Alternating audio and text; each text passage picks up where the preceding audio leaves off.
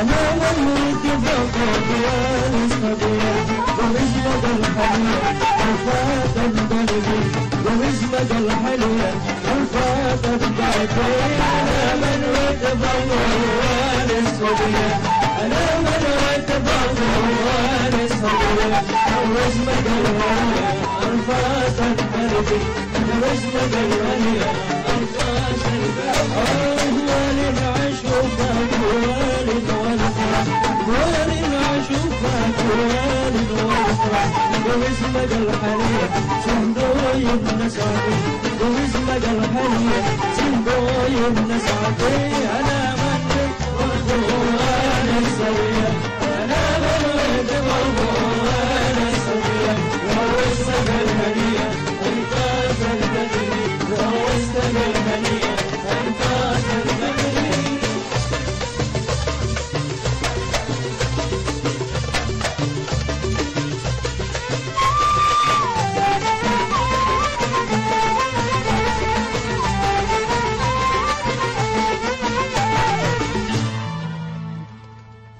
Assalamualaikum warahmatullahi wabarakatuh.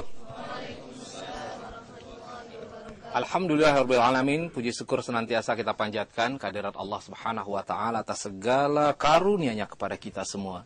Salawat dan salam kita sampaikan pula kepada junjungan kita Nabi besar Muhammad sallallahu alaihi wasallam. Pemirsa TVRI di mana saja Anda berada, alhamdulillah kita berjumpa kembali dalam kajian Kitab Kuning Sahih Bukhari dan kita masih bersama dengan guru kita. Yang pertama adalah Dr. Ahmad Fihatullah. Assalamualaikum Kiai. Waalaikumsalam warahmatullahi wabarakatuh. Ya, kita berikan kesempatan untuk ketemu lagi Kiai ya. Alhamdulillah. Terus melanjutkan kajian-kajian kita ini. Insyaallah setiap minggu Ustaz. Iya. Insyaallah. Terus semangat dalam rangka mengkaji dan mengaji. Nah, kemudian yang kedua, guru kita juga Kiai Haji Mahfuz Asirun, beliau dari pimpinan Pondok Pesantren Al-Itqan Duri Kosambi, Jakarta Barat. Assalamualaikum Kiai. Assalamualaikum. Ya, senang ketemu dengan Kiai ini. Dan kelihatan Kiai datang ke sini kayaknya nggak sendirian ya. Diantar. Yang nganter rame amat, kayak pengen berangkat haji nih. Ya, senangnya. saking senangnya, senang dengan ilmu ya, masya Allah. Jadi baru ini masuk. Iya, untung muat masuk TV ya. Masuk TV. Ya, dokter ajak. Iya, alhamdulillah. Ini dalam rangka menyambung apa ya, tali silaturahim. Nggak ada niatan sekali ngaji aja sama. Beliau ngajar Sahih Bukhari di pesantrennya. Oh, masya Allah. Ngajar pesantren. Nah, kita habis ke pesantren ngajar di TV lah sekali-kali kan gitu. Iya dong. Nah, iya. Kalian saya belajar sama Dokter Lutfi, dia bidang hadis. Jadi pantas kita ambil ilmunya. Jadi begini, emang kalau sesama apa ya orang yang berilmu dan saling berunduk gitu nih, saling ngelempar nih maksudnya. Jadi begitulah subhanallah, pembelajaran buat kita nih, bagaimana ketika dipuji kemudian memuji lagi, dipuji memuji lah, akhirnya ya sama-sama begitu deh. Nah, kemudian yang kita sudah siap juga yang akan membacakan kitab Ustadz Ahmad Syafi'i Rohimin ya, dan juga di sini saya perkenalkan juga di sini dari santri Pondok Pesantren Al-Itqan Duri Kosambi, Jakarta Barat. Assalamualaikum warahmatullahi wabarakatuh. Waalaikumsalam warahmatullahi wabarakatuh. Senang banget Kiai. Ini bawaannya selalu kitab ya. Masya Allah. Kalau saya bingung juga baca kayaknya huruf gundul semua tuh Kiai ya. Kalau dia nggak bingung ngeliatin kitab, dia bingung ngeliatin yang ini nih. Emang kalau kayak ini nggak ada di pesantren. nggak ada ya. Kalau gitu nih boleh dibawa pulang ya, silakan. Ini rekan-rekan dari grup Gambus El Jazira, pimpinan Muhammad Nawawi Syahid. Assalamualaikum warahmatullahi wabarakatuh. Waalaikumsalam warahmatullahi wabarakatuh. Iya, alhamdulillah. Nah, kalau bicara soal pesantren kayak santri, saya itu paling demen dah. Saking semangatnya, pernah satu saat ya, ini santri itu naik motor biasa kalau mau ngajian itu rame-rame, tapi kagak pada pakai helm. Ditangkap mau polisi, yang polisi, prit, berhenti. Wah, berhentilah santri. Maaf dek, mau kemana? Saya mau pengajian, Pak Polisi. Anda tahu kalau seandainya naik motor harus pakai helm. Saya lebih percaya dengan peci saya. Loh, kenapa? Peci saya ini lebih menjamin daripada helm Pak Polisi. Wah, nggak bisa. Aturannya naik motor harus pakai helm. Dia masih ngotot juga. Baik Pak Polisi, akan saya buktikan. Buktikan gimana? Saya akan buktikan mana yang lebih bisa dipercaya. Baik, silakan katanya. Dia naik tuh ada pohon tinggi kan. Dia naik ke pohon, bawah aspal Kiai. Dia bawa tuh helmnya Pak polisi kan, dilemparkan banting. Cung! Pas pecah dong. Pecinya dilempar. Set! Lihat, Nggak pecah. Lihat nggak pecah. Iya. Jadi lebih kuat pecinya. Iya. Kira-kira bener nggak sih begini? Tapi nggak bener juga punya dalil itu. Nggak bener tapi ada dalil ya. Dalilnya. Nah, tapi supaya nggak nyasar dalilnya, kita harus belajar. Jadi gitu, kadang-kala yang namanya aturan tuh harus diulang-ulang, Kiai. Dulu- Pakai helm harus diulang-ulang. Gimana? Iya. Ngaji kan bawa kitab nih, pantas ya. Iya. Ngaji bawa bendera. Iya benar juga. Iya. Ngapain pada bawa bendera? Harusnya bawa kitab ya. Kitab. Masya Allah. Nah inilah kalau bicara mengenai peraturan, memang peraturan tuh harus selalu diulang-ulang. Supaya kenapa? Supaya orang itu ingat, paham. Begitu juga dengan belajar. Iya. Bukan gitu, Kiai? Betul. Tema kita sekarang adalah Iya. mengulang-ulang Pelajaran. supaya nyantol. Iya. Nah, baik, sebelum kita mulai, kita akan dengarkan dulu pembacaan ayat suci Al-Quran yang akan dibacakan oleh Ustadz Komarudin dan terjemahan oleh saudari Indri Amalia yang akan membacakan surat An-Nahl ayat 42 sampai dengan 44. Mari sama-sama kita simak. أعوذ بالله من الشيطان الرجيم بسم الله الرحمن الرحيم الذين صبروا وعلى ربهم يتوكلون وما أرسلنا من قبلك إلا رجالا نوحي إليهم فاسألوا أهل الذكر إن كنتم لا تعلمون بالبينات والزبر وأنزلنا إليك الذكر لتبين للناس ما نزل إليهم ولعلهم يتفكرون صدق الله العظيم. Aku berlindung kepada Allah dari godaan syaitan yang terkutuk dengan nama Allah yang Maha Pengasih, Maha Penyayang, yaitu orang yang sabar dan hanya kepada Tuhan mereka bertawakal. Dan kami tidak mengutus sebelum engkau Muhammad, melainkan laki-laki yang kami beri wahyu kepada mereka. Maka bertanyalah kepada orang yang mempunyai pengetahuan, jika kamu tidak mengetahui. Mereka kami utus dengan membawa keterangan-keterangan dan kitab-kitab. Dan kami turunkan Al-Quran kepadamu, agar engkau menerangkan kepada manusia apa yang telah diturunkan kepada mereka, dan agar mereka memikirkan. Maha benar Allah dengan segala firman-Nya. Nah pemirsa, demikian tadi, semoga saja yang membacakan dan kita sendiri semua mendapatkan berkah dari Allah Subhanahu wa Ta'ala. Baik, pemirsa yang ada di rumah, apakah Anda ingin dibantu untuk masuk surga?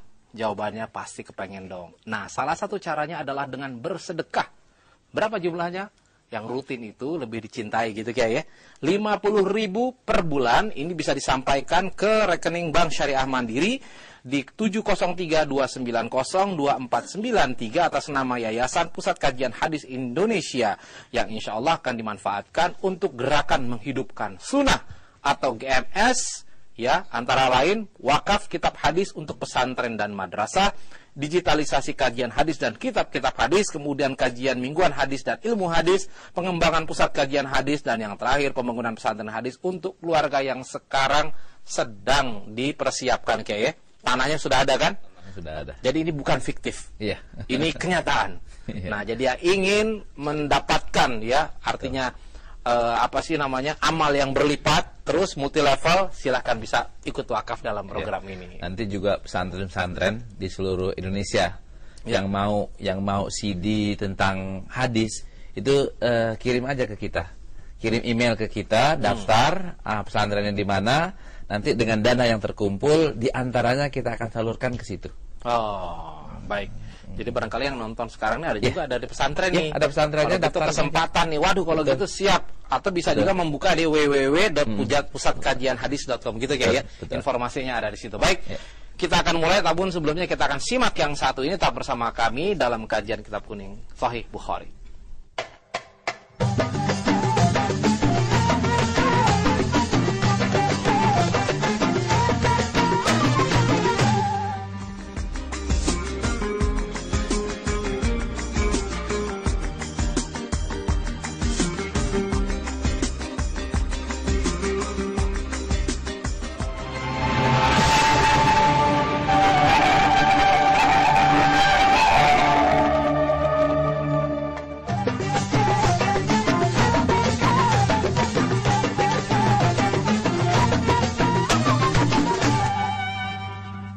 Alhamdulillah pemirsa, kita akan langsung saja ke kajian kita ya, Kitab Kuning Sahih Bukhari. Silahkan Kiai untuk langsung memulainya.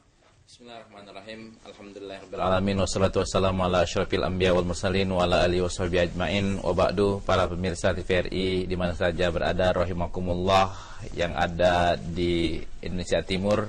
Saya sapa dulu, assalamualaikum. Yang ada di Sumatera, besok saya ke Sumatera. Assalamualaikum, dan pagi ini kita kumpul lagi di sini di depan layar televisi, kita mengkaji Sahih Bukhari. Mudah-mudahan kajian kita menambah semangat kita, menambah kecintaan kita kepada Rasulullah Sallallahu Alaihi Wasallam. Nah, pagi hari ini kita akan membahas bab yang ke-30 di Sahih Bukhari di Kitabul Ilm. Babnya adalah bab man a'adal haditha thalasan liyubhama anhu.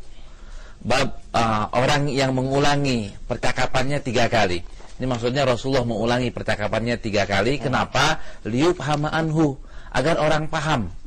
Nah, ini metode ya, metode pengajaran buat ustadz. Kalau mengajar jangan cuma sekali.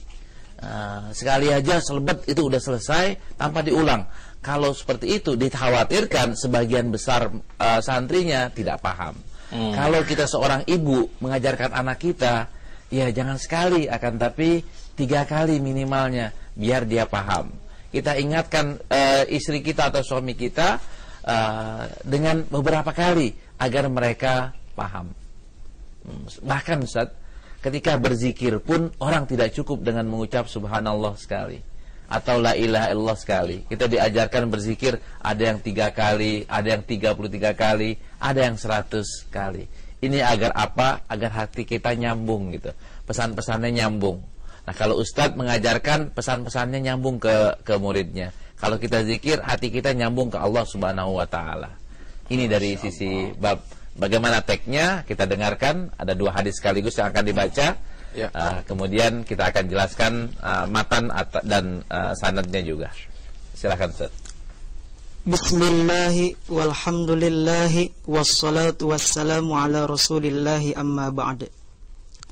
Qala asy-syaikhu al-imamu Abi Abdillah bin Muhammad bin Ismail al-Bukhari radhiyallahu anhu. Nafa'anallahu bihi wa bi'ulumihi wa asrarihi fid dini wad dunya wal akhirah. Amin. Babu man a'ada al-haditha salasan liyubhama anhu. Faqala ala wa qawlu az-zur. Ala wa qawla az-zur fama zala yukarriruha. Wa qala Ibnu Umar qala an-nabiy sallallahu alaihi wasallam hal ballagtu thalathan. Wa bihi ilaihi qala haddatsana 'Abdatu qala haddatsana 'Abdus Samad qala haddatsana Abdullah ibnul Musanna qala haddatsana Sumamah bin Abdullah an Anas an an-nabiy sallallahu alaihi wasallam annahu kana idza sallama thalathan wa idza takallama bi kalimatin أعادها ثلاثا. وبه إليه قال حدثنا عبدة بن عبد الله الصفاري قال حدثنا عبد الصمد قال حدثنا عبد الله بن المثنى قال حدثنا ثمامة بن عبد الله عن أنس عن النبي صلى الله عليه وسلم أنه كان إذا تكلم بكلمة أعادها ثلاثا حتى تفهم عنه، وإذا أتى على قوم فسلم عليهم سلم عليهم ثلاثا. Rawahul Bukhari. Ya, tidak perlu pakai Rawahul Bukhari karena mulainya sudah keluar Imam Bukhari. Iya. Ya. Baik, kita lihat dulu terjemah hadisnya adalah Anas radhiyallahu anhu berkata tentang Nabi sallallahu alaihi wasallam bahwa Nabi sallallahu alaihi wasallam apabila memberi salam diucapkan 3 kali, dan bila berbicara dengan satu kalimat diulang 3 kali. Terus yang kedua, Nabi SAW berbicara diulangnya 3 kali hingga dapat dipahami. Dan bila mendatangi kaum, beliau memberi salam 3 kali. Ini dua hadis dan dua-duanya dari Anas ibn Malik. Nah, Anas bin Malik kita udah sering banget Ustaz. Cerita tentang Anas bin Malik. Satu faedah yang kita inginkan ketika kita menjadi orang baik, ketika kita mengajarkan orang lain seperti Anas bin Malik ini, itu pahalanya udah berapa Ustaz? Kita tahu etika Rasulullah dari Anas bin Malik. Dan Anas bin Malik yang ngumpulin adalah Imam Bukhari. Imam Bukhari dapat, gurunya Imam Bukhari dapat, guru-gurunya Imam Bukhari dapat, Anas bin Malik dapat, Rasulullah juga pasti dapat. Nah, alangkah baiknya kalau kita juga mengajarkan dan menyebarkan ilmu pengetahuan, hal-hal yang positif yang kita tahu kita sebarkan ke semua umat, ke semua orang yang kita tahu semaksimal mungkin. Ini pesan yang pertama. Pesan isinya adalah Rasulullah SAW ingin menyampaikan sesuatu dan apa yang disampaikannya tidak hilang begitu aja. Beliau inginkan apa yang disampaikannya dipahami oleh yang mendengar, oleh para sahabatnya, dipahami maknanya, dimengerti maksudnya, dan kemudian diamalkan.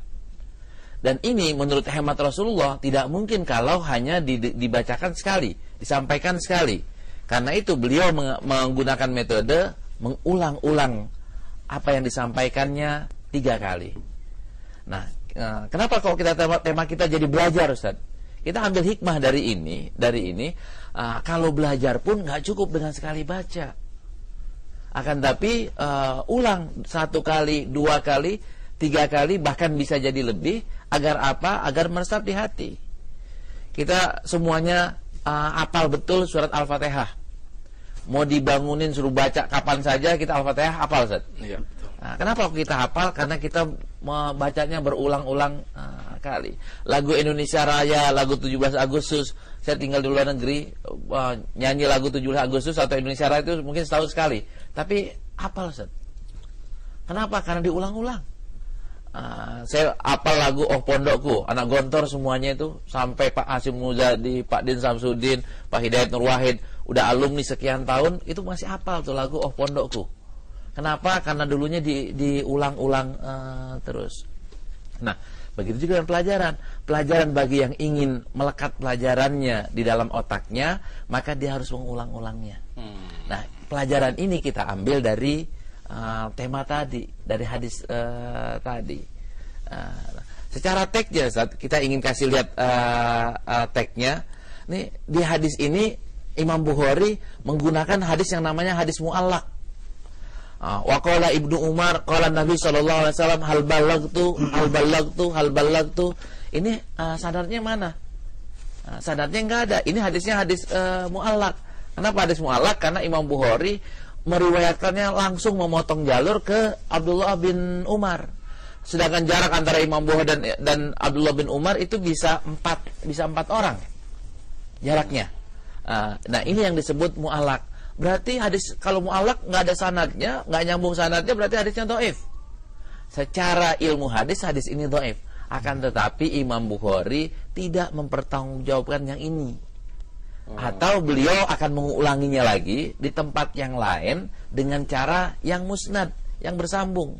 Sehingga hadis ini di tempat lain sahih karena diriwayatkan secara bersambung. Di tempat ini beliau tidak sambungin karena untuk kepentingan bab, kepentingan contoh, bukan untuk kepentingan riwayat. Nah, ini salah satu dari metode Imam Bukhari. Nah, kita sering mengangkat bahwa Imam Bukhari ketika memberikan judul untuk babnya, kadang-kadang pakai ayat, kadang-kadang pakai hadis, kadang-kadang pakai kesimpulan. Ketika pakai ayat, pakai hadis, itu beliau jarang pakai sanad, karena sanadnya entar setelahnya. Nah, atau hadis itu akan diulang di tempat yang lain dengan cara musnad, dengan cara bersambung. Nah, yang di sini nih hal balagtu atau ala wa qaula zur itu Nabi SAW membacakannya atau mengucapkannya diulang sampai 3 kali.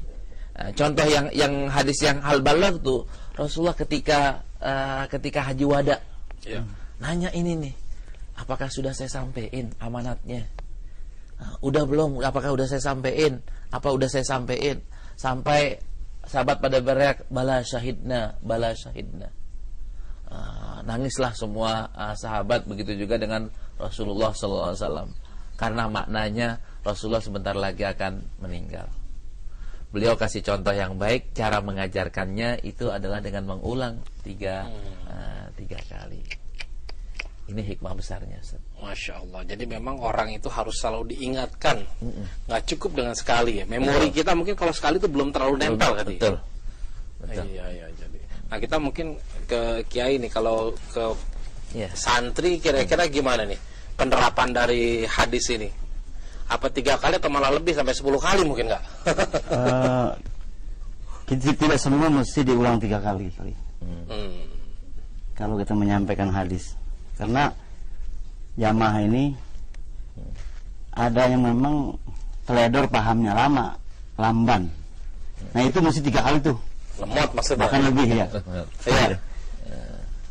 Mungkin 3 kali juga karena masalahnya muskil. Masalahnya agak sulit dipaham gitu. Mungkin juga tujuan 3 kali itu adalah supaya lebih menyentuh. Disampaikan lagi karena supaya lebih menyentuh. Ekspresinya mantep gitu ya. Masuknya itu menyentuh dan bisa diingat gitu. Jadi saya kira ini apa? Nabi mengulang-ulang itu pandangan Al-Khattabi, dia bilang mungkin yang pertama tadi itu ya, karena lambat pahamnya. Yang kedua karena muskil.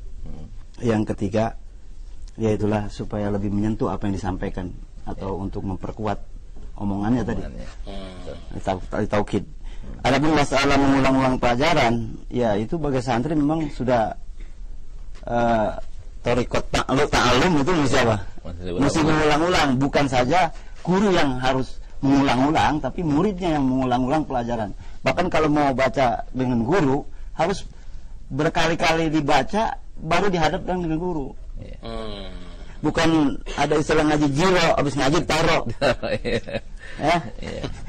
Habis ngaji ditaruh, udah buka lagi nggak tahu di mana halamannya. Iya, jadi memang maknanya seperti itu ya Kiai ya. Iya. Apa disampaikan? Kenapa ada diulang 3 kali? Betul. Saya sepakat bahwa tidak semuanya harus diulang 3 kali. Akan tapi pada tataran ilmu yang sulit ya harus diulangnya 3 kali. Kita tinggal melihat sejauh mana murid kita dan sejauh mana masalah yang kita hadapi, yang kita akan sampaikan. Ala qadri al-qulum. Betul.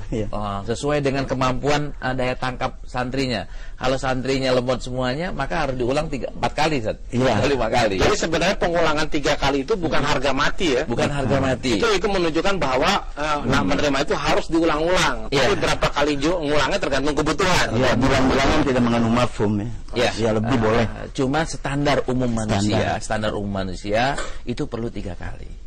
Contoh yang paling ringan adalah ketika kita zikir.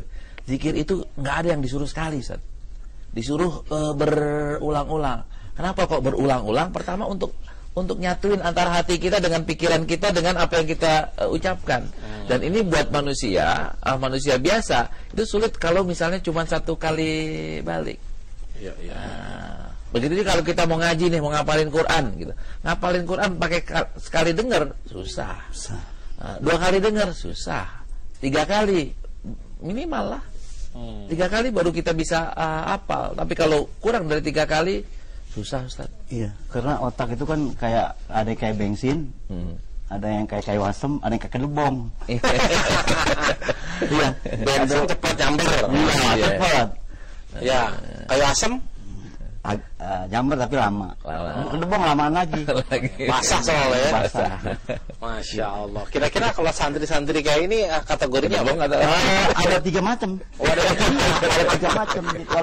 Kalau semuanya sama, juara pertama semua. Begitu kan. Pertanyaannya kayak ini masih ada terusannya nih. Kalau ngadepin masing-masing itu gimana? Yang bensin, yang kayu asem sama gedebong. Kita kasih ramuan yang semuanya itu masuk. Wah, iya. Capcus gitu. Gimana tuh maksudnya?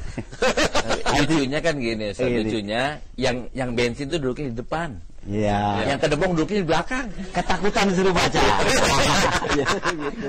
Waduh, ini posisinya memang sudah begitu. Tapi tidak terlalu jauh kalau satu kelas itu. Iya, benar. Memang gitu kadang-kala gitu kan ya, kalau ditunjuk, kalau udah selesai pelajaran, kalau misalkan mau ditunjuk pura-pura sibuk nulis, ya elah. Jadi supaya nggak pengen ditunjuk gitu ya. Yang begitu kita suruh baca tuh. Kita tahu. Iya, jadi kalau seandainya yang pura-pura sibuk disuruh baca, iya. Tapi yang sudah siap disuruh baca juga gitu. Kadang enggak. Enggak ya. Enggak. Saya mau ajarin begitu dulu. Jadi baca itu nggak dibilangin dari sorenya. Tahu-tahu ditunjuk aja baca gitu. Kaget Jadi dong. ya selalu mutolaah. Gitu. Selalu mutolaah siap. Nggak ada kata kagak siap itu ya. Ketahuan ya nggak siap. Nanti kita akan tanyakan langsung sama santrinya gimana ya. Ya, terus gimana Kiai? Iya, contohnya banyak Ustaz. Contoh yang dikatakan oleh Rasulullah ini tadi kan secara umum ya, secara garis besarnya. Kalau secara teks hadisnya Rasulullah banyak sekali mengulang-ulangnya tadi itu. Yang kedua, Rasulullah ketika beri salam aja sampai 3 kali. Assalamualaikum, assalamualaikum, assalamualaikum. Pertama isinya doa, kedua supaya dengar semuanya. Kalau dengar semuanya juga biar semuanya ada perhatian. Kadang-kadang kan mohon perhatian. Itu diulangi sampai 3 kali, Ustaz. Oh iya, betul. Kenapa? Biar semuanya konsentrasinya ke sini. Begitu juga dengan tadi metode pelajaran. Ketika 3 kali ngulang, perhatian kita ke sini. Zikir gitu juga. Ketika 3 kali ulang, perhatiannya udah ke apa yang kita ucapkan. Nah, ini metode ya. Metode yang diajarkan oleh Rasulullah, yang dipraktekkan langsung oleh Rasulullah, dan alangkah baiknya kalau kita juga praktekinnya. Iya. Tapi kalau orang itu sudah terbiasa, misalkan membaca kitab atau membaca Al-Quran, itu pasti akan lebih mudah menerima ya. Iya. Betul. Iya, betul. Jadi lebih encer lah kalau begitu pandangan otaknya. Karena otaknya sudah terlatih terus, Ustaz. Iya. Orang yang udah hafal Quran, ngapal yang lainnya lebih gampang. Tapi kalau orang yang belum hafal Quran, ngapalin Qurannya susah, ngapalin yang lain apalagi, Ustaz. Iya. Lebih sulit. Nah, sekarang kalau seandainya supaya itu bisa nancep, kan kadang-kadang gini maaf kayak katanya kan, artinya dengan 3 kali itu ataupun berulang-ulang menjadi penguat supaya tetap ingat. Iya. Nah, saya juga pernah dengar katanya itu bisa juga menjadi lupa. Salah satu misalkan katanya cerita itu melihat sesuatu yang nggak benar, kemudian jadi mengurangi hafalan atau ingatan, itu gimana ya? Kita kan belajar ini kan perbab. Jadi ketika kita bilang cuma metode pengulangan, bukan berarti metode yang lain kita lupakan. Contohnya metode doa, metode duduk, metode etika. Itu semuanya harus diamalkan. Jadi satu kesatuan. Ketika kita ingin belajar dengan baik, hormati guru, hormati ilmu, ambil dengan cara yang baik, beradab, ulangi 3 kali. Awali dengan doa, tutup dengan doa. Baru jos, Ustaz. Jadi ada aturan main ya kira-kira gitu. Kita cuma 3 kali doanya kelupaan mah tetap jelek. 3 kali kita baca nih kita nggak menghormati guru, ya nanti berkahnya hilang. Masya Allah. Nah, Imam Bukhari menyampaikan ini kan bukan cuma satu doang, dalam bab ini kan bukan cuma satu. Ya. Ini bab ini merupakan satu kesatuan dari kita udah baca bab ke-30 nih, Zat. Ya. 30 metode yang diangkat oleh Rasulullah, yang diajarkan oleh Rasulullah dan disimpulkan oleh Imam Bukhari.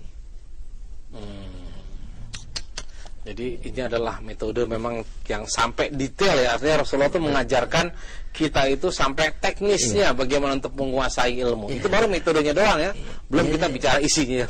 Gimana, apa yang kurang dari Islam? Isinya ada tuh di Quran. Isinya ada tuh di hadis. Ini amaliyahnya. Ini prakteknya, ini caranya gitu. Isinya nanti ketika kita baca Quran, ya gitu, baca Quran 3 kali. Sebelum baca Quran ya wudu. Habis baca Quran, Allahumma rahmna bil Quran waj'al lana imamau wa nura wa hudau wa rahmah. Artinya kita tutup dengan doa. Sebelum kita mulai baca Rabbi zidni ilma warzuqni fahma. Duduknya jangan ambil angkat kaki baca Quran, Set. Kan nggak sopan. Duduknya yang sopan. Pakaiannya yang sopan. Bahkan Imam Nawawi ya ngajarin di At-Tibyannya ngadep kiblat, wudhu dulu. Nah, ini kan semua rangkaian kan. Iya. Nah, alangkah baiknya kalau umpamanya ya, ini yang ideal. Kalau kita mau ke sekolah, kita punya wudhu dulu, Ustaz. Punya dulu wudhu dulu. Kalau Ustaz Yusuf sering bilang setoran dulu ke Allah, sholat duha dulu. Kalau kita wudhu, sholat duha, kita punya wudhu, terus selama kita belajar, subhanallah, ilmu akan gampang masuknya. Apalagi orang yang model kayak gitu pasti ngulang-ngulang. Imam Nawawi yang otaknya encer kayak gitu, ngulangnya berapa, Ustaz? Berapa kali? Nggak mungkin ngulangnya cuma 1 kali. Nah, Imam Bukhari punya kelebihan ya. Imam Bukhari punya kelebihan, dengar sekali udah langsung nyantol. Iya.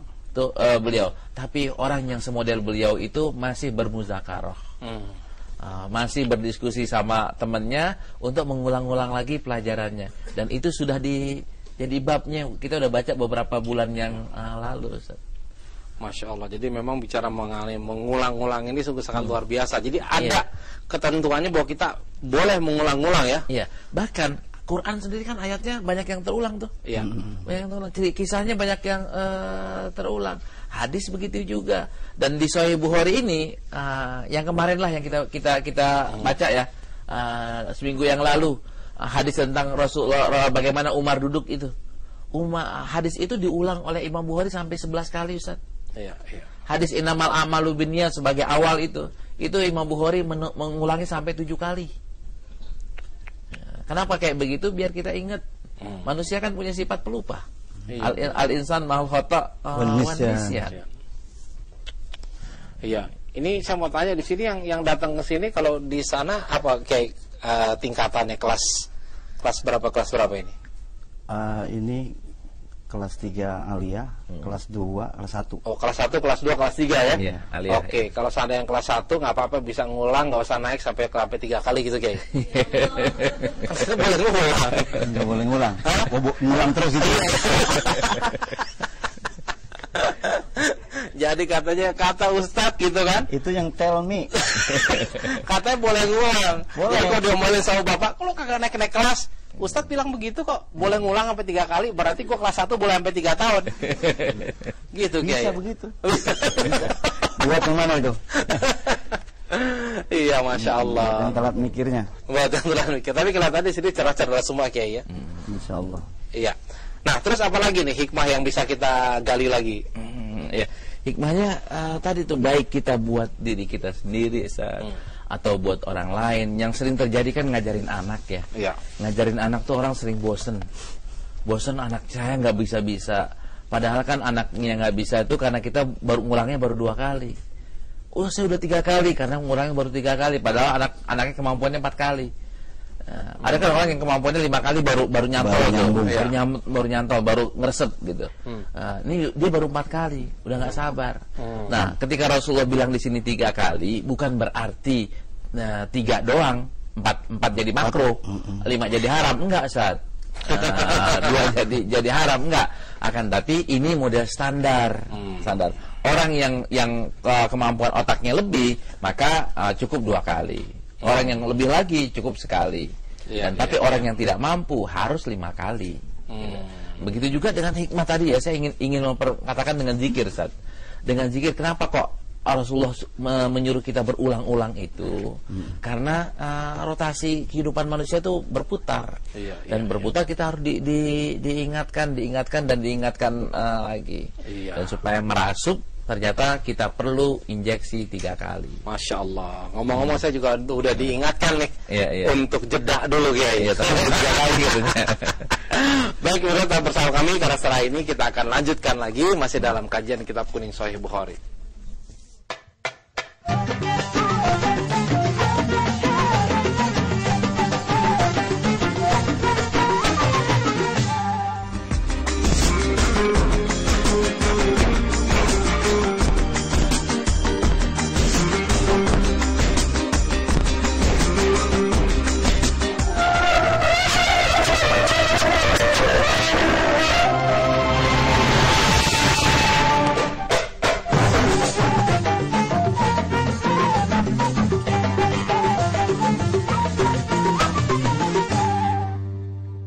Alhamdulillah, terima kasih pemirsa, Anda masih bersama kami dalam kajian Kitab Kuning Sahih Bukhari. Nah, Kiai, sebelum Kiai jelasin lagi ya, kita kasih pertanyaan dulu. Tapi sebelumnya saya ingin ngobrol nih dari ke Ustadz Komarudin ya. Katanya ngomong-ngomong punya ada beberapa kelompok pengajian yang memang aktif ya mengikuti acara ini. Gimana Ustadz cerita, Ustadz? Iya, beberapa waktu yang lalu saya sempat ke Banjarmasin, sudah hampir sering juga ke sana. Dan memang di salah satu rumah itu memang ada majelis taklimnya, majelis taklim ibu-ibu, Majelis Taklim Siti Khadijah. Di kediaman Bapak Haji Dedi Yuda Lesmana, kalau misalnya di sana, di rumah Ibu Haji Eka juga di sana ada beberapa yang mengikuti setiap minggu subuh mengikuti kajian Kitab Kuning Sahih Bukhari ini. Dan semua mereka titip salam untuk Ustaz khususnya, para jamaah semua. Waalaikumsalam. Jika kapan-kapan kita main-main ke sana ya. Baik. Nah, sekarang kita akan berikan kesempatan kepada ya teman-teman santri jamaah sekalian untuk bertanya. Silakan. Assalamualaikum warahmatullahi wabarakatuh. Waalaikumsalam. Nama saya Ahmad Sukandi, saya dari Pondok Pesantren Al-Itqan. Saya akan menanyakan, semuanya dari Al-Itqan. Di dalam hadis kan tadi disebutkan Nabi kalau mengucap salam itu diulang sebanyak 3 kali.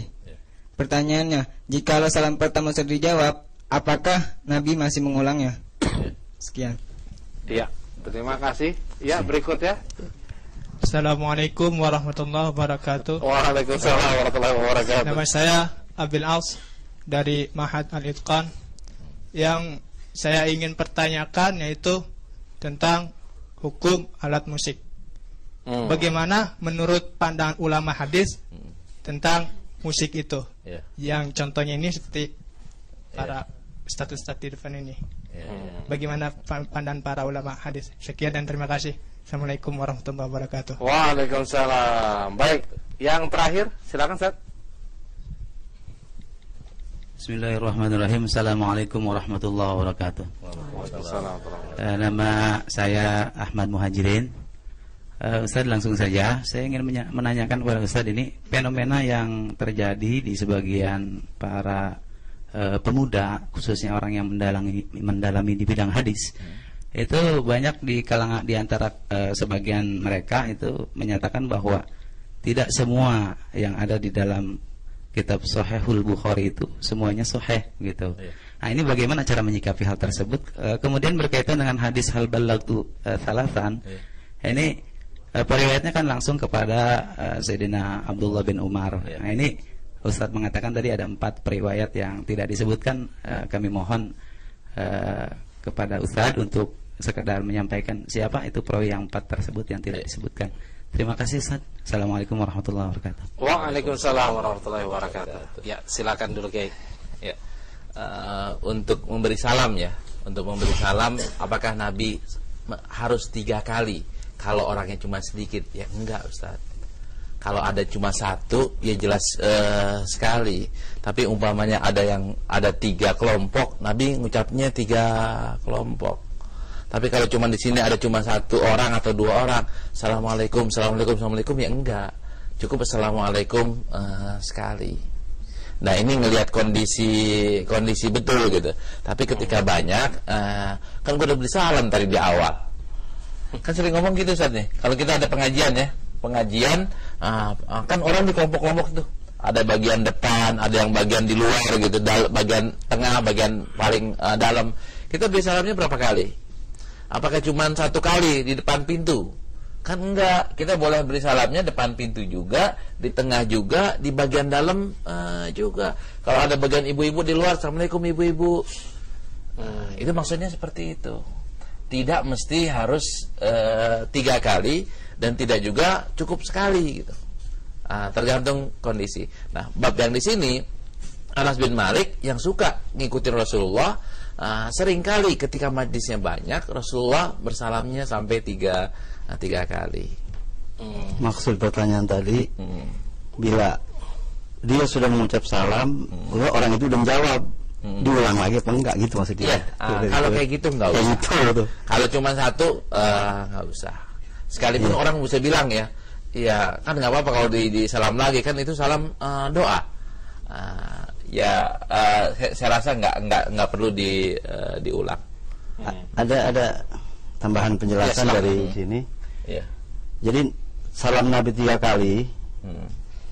Itu yang pertama, salam pertama salam istizan. Assalamualaikum. Ya. Salam yang kedua udah masuk ketemu. Ya. Itu salam tahiyah namanya. Ya. Ntar mau pulang, assalamualaikum lagi, assalamualaikum 3 kali. Itu bukan assalamualaikum, bukan. Oh begitu ya. Iya. Termasuk kata kalau ngetok rumah orang, jawabnya 3 kali salam dulu. Kalau kagak ada, suruh pulang. Gitu. Tapi kalau udah assalamualaikum ngetok sekali dibukain, jangan diulang lagi. Sebentar masuk lagi Pak.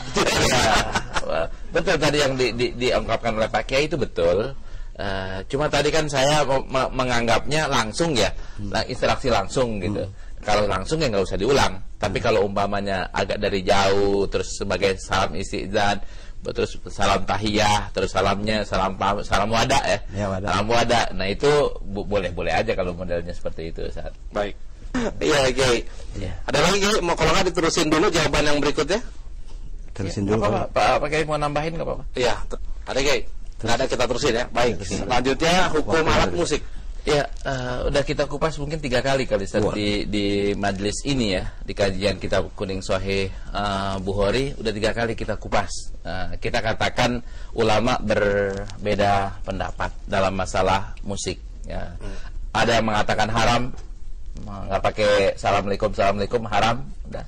Ada yang mengatakan halal, ada yang mengikat dengan persyaratan syarat.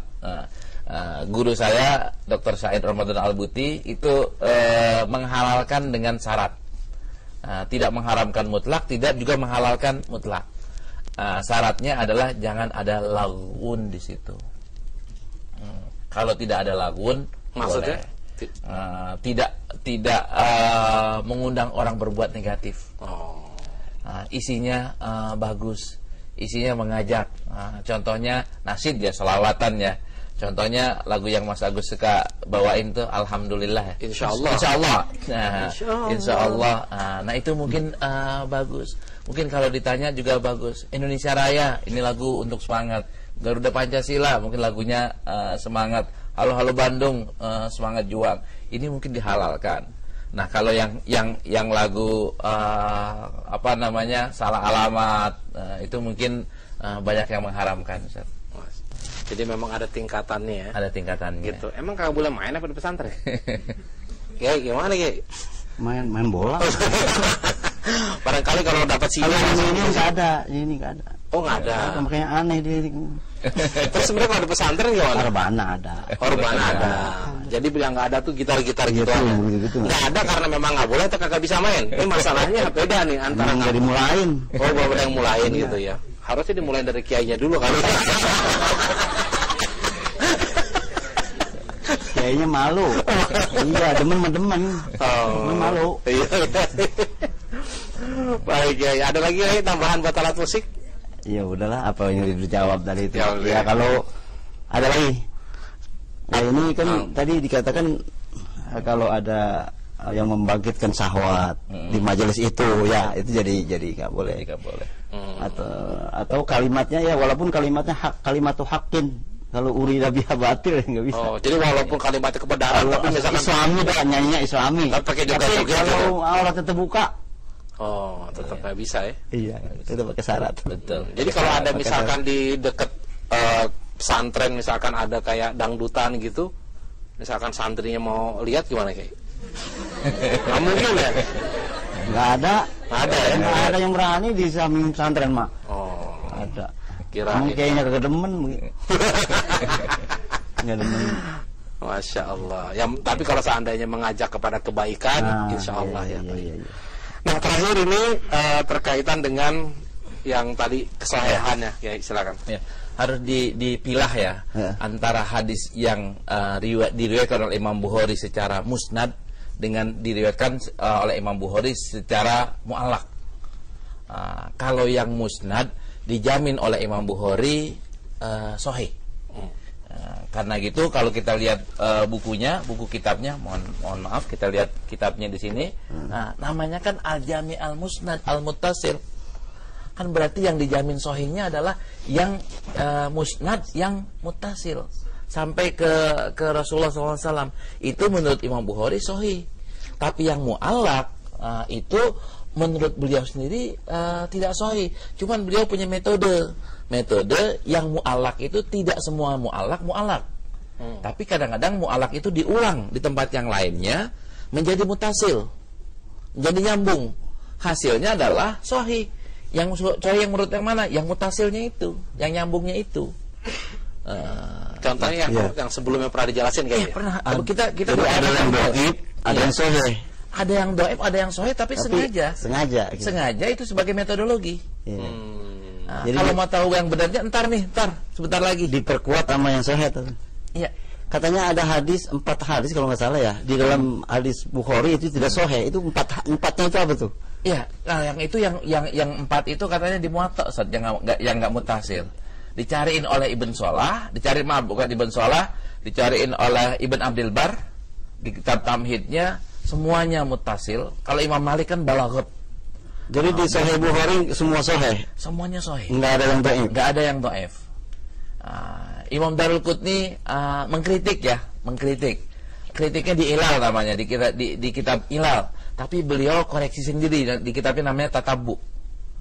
Dikoreksi sendiri. Nah, ada yang belum dikoreksi. Ibn Hajar jawab di muqaddimahnya Fathul Bari. Nah, sehingga hasilnya adalah tidak sahih. Nah, ketika Imam Daruqutni mengkritik ini hadis yang tidak sahih, itu yang dikritik adalah rijalnya Imam Bukhari itu nggak sampai ke derajat yang rijalnya Imam Bukhari. Contohnya gini, Ustaz. Imam Bukhari mensyaratkan bahwa orang yang masuk ke Sahih Bukhari adalah orang yang nilainya 9 atau 8. Kalau rutbahnya tinggi ya, adalahnya tinggi, sikohnya juga tinggi, hafalannya kuat banget gitu. Tapi ada yang di Sahih Bukhari yang nilainya 7. 7 ini menurut orang lain sahih. Kok menurut Imam Bukhari seharusnya tidak sahih. Seharusnya. Tapi Imam Bukhari punya pertimbangan lain.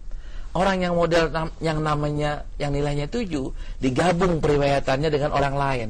Namanya makrunan. Digabung. Ketika digabung dia cuma ngikut saat. Tapi menentukan nilainya itu dari mana, Kiai? Ya, yang menilai adalah orang yang istilahnya nuqad, kritikus hadis. Oh. Ya. Para kritikus hadis ini menilai ini hafalannya gimana, dobetnya itu gimana, tingkat adalahnya gimana. Jadi ada kategori orang-orangnya nih, orang ini masuk kategorinya ini gitu ya. Dinilai satu-satu. Masya Allah. Kalau dia banyak salahnya, kalau orang banyak salahnya ada di Sahih Bukhari, nggak boleh dong. Kesimpulan. Iya. Baik, Masya Allah. Jadi itu sudah jelas kira-kira ya. Ya, alhamdulillah ini memang majelis ilmu yang luar biasa. Nah, kita sudah berada di penghujung acara. Ya, yang tadi yang kayak mu'alak gini, Ustaz. Ibn Hajar punya kitab namanya Taghriqut Ta'liq. Menutup hal yang mu'alak. Ada empat jilid, jadi disertasi dokter di Al-Azhar. 4 atau 5 jilid, saya lupa. 4 atau 5 jilid. Itu semua yang mu'alak itu dicari oleh Ibn Hajar, ketemu, nyambung. Yang mu'alak, yang menurut Imam Bukhari juga levelnya di bawah, itu nyambung. Sebenarnya nyambung, tapi sengaja. Karena untuk metodologi. Jadi hadis mu'alak boleh diamalkan ya? Hadis mu'alak yang di Sahih Bukhari itu ternyata minimal hasan, Ustaz. Nggak ada hadis yang mu'alak yang dalam keadaan haid, dalam keadaan junub boleh motong kuku. Itu hadis mu'alak di Bukhari. Iya. Dalam keadaan haid, dalam keadaan junub boleh motong kuku, potong rambut, itu hadis mu'alak. Iya. Boleh diamalkan. Boleh diamalkan karena hasan nanti hukumnya. Imam Bukhari nggak bakal berdalil dengan hadis yang dhaif. Sekalipun untuk judul bab. Iya. Masya Allah. Ini kelihatannya diskusi kita semakin hangat ya, tapi waktu kita sudah habis. Insya Allah dengan waktu kayaknya harus sambung lagi nih, biar bertambah seru. Dan alhamdulillah ya, ternyata juga yang nanya di sini luar biasa dari para guru ya, ustadz dan santri. Insya Allah ini bermanfaat buat kita semua. Baik, pemirsa, terima kasih perhatian Anda. Insya Allah kita akan berjumpa kembali dalam kajian Kitab Kuning yang mendatang. Mari sama-sama kita. Oh ya, untuk hadiahnya saya lupa nih. Jadi yang hadir di sini semuanya akan mendapatkan CD ini ya. Sahih Bukhari. Iya, jadi nanti semuanya yang hadir di sini akan mendapatkan ini secara cuma-cuma. Jadi ada oleh-oleh lah, begitu pula mendapatkan sesuatu yang boleh nanti di setel di laptop masing-masing. Baik, terima kasih. Mari sama-sama kita tutup dengan doa penutup aja nih. Subhanakallahumma wa bihamdika asyhadu an la ilaha illa anta astaghfiruka wa atubu ilaik. Wabillahi taufiq wal hidayah. Assalamualaikum warahmatullahi wabarakatuh. Waalaikumsalam warahmatullahi wabarakatuh.